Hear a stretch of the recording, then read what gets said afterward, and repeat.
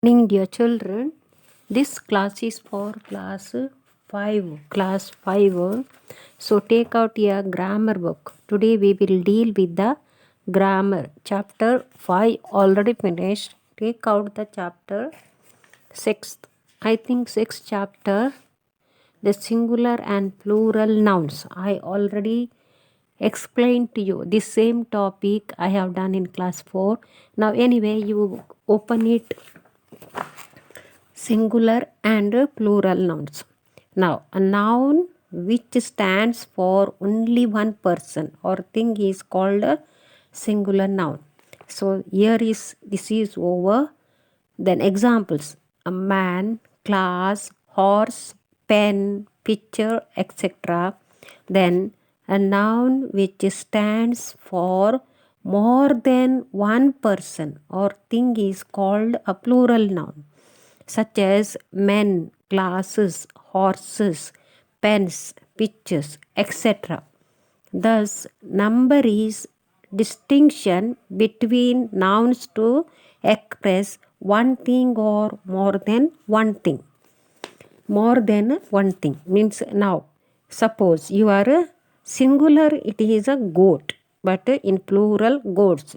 You must remember that singular and plural, whenever what is that called, stands only per person or one thing, that is always in singular form we have to express. Then second, plural form is person or thing more than one always. Now there are two horses, you cannot call it one horses. Now two teachers are walking, so you want to say good morning, so you have to say good morning teachers. Or you if you say ma'am also, it will remain not ma'ams will not say. You say ma'am, that is singular and plural both stands for in this. So what you have to do, I told you in the beginning, from the beginning, when two teachers are there, you have to say good morning teachers. If is only one teacher, good morning teacher, yes. So this is the way how the singular and plural stands for. Singular stands for more one person, and the plural stands for what is that called, more than one. So now most of the nouns from their singular by adding s to the plurals by adding s to the singular. Now most of the nouns form their plurals by adding s. Now when you add s, that becomes a plural noun, that becomes a plural noun. Always remember, when you add s, it becomes a plural noun. Nouns adding in a hissing sound form their plurals adding es to the singular. Now third one, if the noun ends in y and it has a consonant before it, its plural is formed by changing y into ies. Understood? Into ies. Now singular, if the noun ends in f or fe, the plural is formed by changing f or fe into ves. Into ves. Now, in some cases, if the noun ends in f or fe, we can form plurals by adding s. Now, whenever what happen, fe or f or s. So how it depends on this. Now singular chip, the plural you will call it chips. Now singular drop, then plural drops, like that. So fs, remember fs. Now down same thing, all these pages, page number 34 and 35, completely dealing with the singular and plural nouns. That sometimes it happens, we have to use according to the circumstances, singular and plural. Not all the time. Now singular son-in-law, plural son-in-law. Now one son-in-law. Two are there means son-in-laws. Understood now? Two son-in-laws. Now singular, what did I say? Sister-in-law. Now plural, there are two are there, then sister-in-laws. So like that way it will change. Now coming to the page number 36.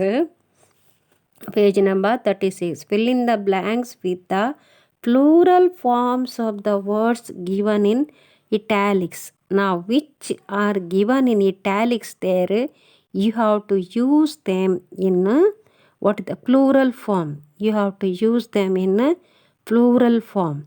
Now, fill in the blanks with the plural form. We say a banana, but a bunch of bananas we say. We say a branch, but a cluster of branches. Es it will come. Understood? Es. Up one, yes. Down, yes. Third, we say a bee, but in a swarm of bees it will come. We say a shoe, but a pair of shoes. SHOES. We say a ship, but a flock of ships we will not say flock of ship. Okay. We say a key, but a bunch of keys. KEIES. KEIES. Now, seventh one. We say a cow, but a herd. Herd of herd. So same way all this you have to do the exercise. A also, B also, C also. This is very easy. You have done in all C, D, E class which one? Fourth. Already have done in class fourth. Nothing difficult. If is finding little difficult, you come to the page number 34 and 35. See the examples and do it. See the examples and do it. Page number 36 and 37. Page 36 and 37. Rearrange these words to form meaningful sentences. Meaningful sentences. Tea for friends invited, some have we. We have invited for tea some friends. All some friends we have invited for tea. Like that also, whichever should be, but it is correct sentence should form there. Correct sentence. Today I am giving you the homework. So that one, this much you do. One part only do. I told you page number, today you do page number 36. Don't want 37. Only 36. Which page number 36. Which did I say? Page number 36. Understood? So this work you do. Understood? Then page number 37. Tomorrow you can do it. Understood? Page number 37. Tomorrow you can do it. Today you don't do together. All of. Okay? That will be difficult for you. Then which one? Okay. Only 37 you do. Sorry, 37, no, 36 you do. 37 you don't. 36 you don't do. 36 you do. Remember again, confusion don't want to. Once more I'll tell you. Page number 36. Page number 36 you have to do. 37 you don't do. 38 first part you do. Only first part. 38 first part. Rest we will do it afterwards. Understood? This much homework for you for today. Understood? So they have to do carefully. Grammar, this is, don't do anything at all, because many children I checked that they are not doing. I asked in the class, when you are done, you have to bring a grammar book once. I want to see that grammar book. How much you have done or how much you have not done, I want to see. Understood? This sort. So I have got little cold. I cannot continue. I wanted to continue another 5 minutes, I will sneeze and cough, so it will disturbance for your class. Okay, thank you. God bless you.